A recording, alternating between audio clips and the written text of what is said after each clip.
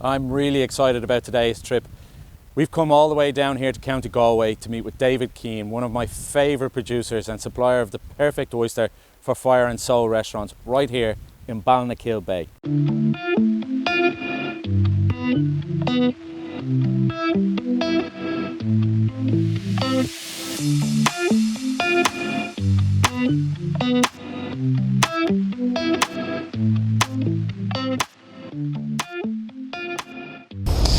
David, thank you so much for inviting us down here to have a look around at this absolutely stunning location. I actually didn't think it was going to be this beautiful, and I know we're blessed with the weather, but my God, this is just a perfect environment.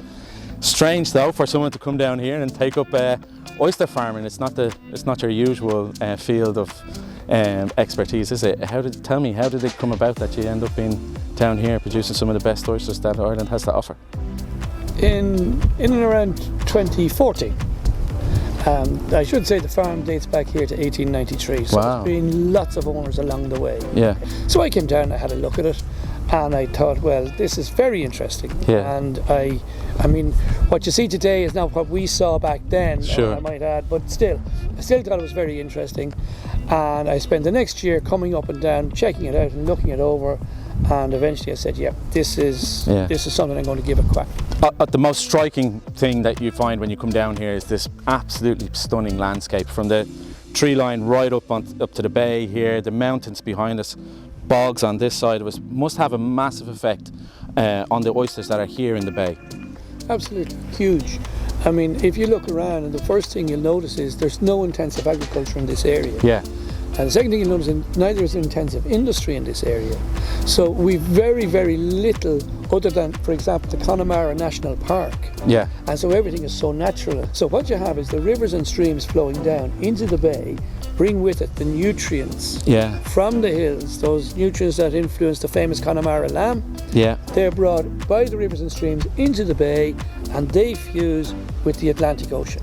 Because this is, believe it or not, the Atlantic Ocean. Yes, which is remarkable. Like it feels like a lake right here. Yeah. The Atlantic Ocean, of course, the North Atlantic Drift, which starts out in the Gulf of Mexico, has come all the way across, all the freshness, if you can consider it. And it's come in here, and the two bang fuse together. Yeah. They've hard work to put the graft in order to produce an oyster. How long does that process take? And by the time that oyster makes it to me in Seoul, how long are we talking? It's a minimum of 3 years. Okay? It's a long time. A long time. What you see here behind us is the, if you like, the nursery. Yeah. And that's when the seed is that first of all comes in. But they're tiny. They're like the top of the big barrel. That little blue piece that you see that tells you the colour. Yes. And the red piece. That's about the size of the oyster seed when it comes to us, first of all. Yeah. Highly labour intensive. Very, very physical. All that work, all that effort and physical effort that goes into producing the oysters, and then nature itself takes hold and produces something really very special. After that, what we place on an oyster, what we garnish it with, what we dress it with is up to everybody's own imagination, really, and so many phenomenal ways to produce or to dress an oyster once we have it. I'm sure that you're the same as me when it comes to eating the oyster, that you prefer it just natural the way it is. But can you cut out some of that myth and perception about, everybody has this idea that you're supposed to drink an oyster like a shot, swallow it down and it's gone, and then we've lost everything. We haven't tasted it or got any flavour out of it. Well, an oyster makes 3 juices. Okay, and I would say to you is when you should see this. When you open an oyster, you want it to be full of liquid. Yeah. Okay, and that's when it will be like at its most flavoursome. But that first liquid the salt or the salinity of the oyster will assault your taste buds. Yeah. So we suggest that you pour off that first. Give it a little tip. Give it a little tip.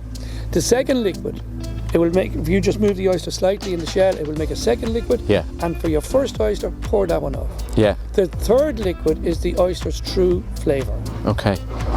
Savour that. Eat it, to chew it. We always have to chew our food. Yeah. Right, if you're going to get it, enjoy it, you have to chew it. Yeah. So which gets people past that first thing of just trying to swallow it. Yeah. Chew it and enjoy the flavour. Once you've had 3 oysters, that's it, then it doesn't matter. Yeah. The third oyster, you've now got used to eating them naturally, go for it. Yeah. And it's like wine. If you like it, enjoy it, and if you don't, move on. Yeah, good. I love it. Yeah, look. So what's your perfect way to garnish an oyster? Well, I go to Seoul for my garnished oysters. I'll give you that fiver, hang on. Personally, I don't garnish them, you see, but if I do, I would always go to a restaurant, because it's the way you make up all the different flavours. Yeah. And that's fun in itself. Yeah, and you're so used to having an oyster in its natural way down here. I suppose it is nice to experiment with a couple of different things. Exactly, yeah. David, I can't thank you enough for today. I even provided the weather for us, which really grateful for that. We could have come down to the howling winds and rain, but this stunning day, a beautiful environment, absolutely perfect conditions for what is a beautiful product. And thank you so much for the work and effort that you put in for us. Really appreciate that. Thank you. More than welcome, and thank you very much for all your support.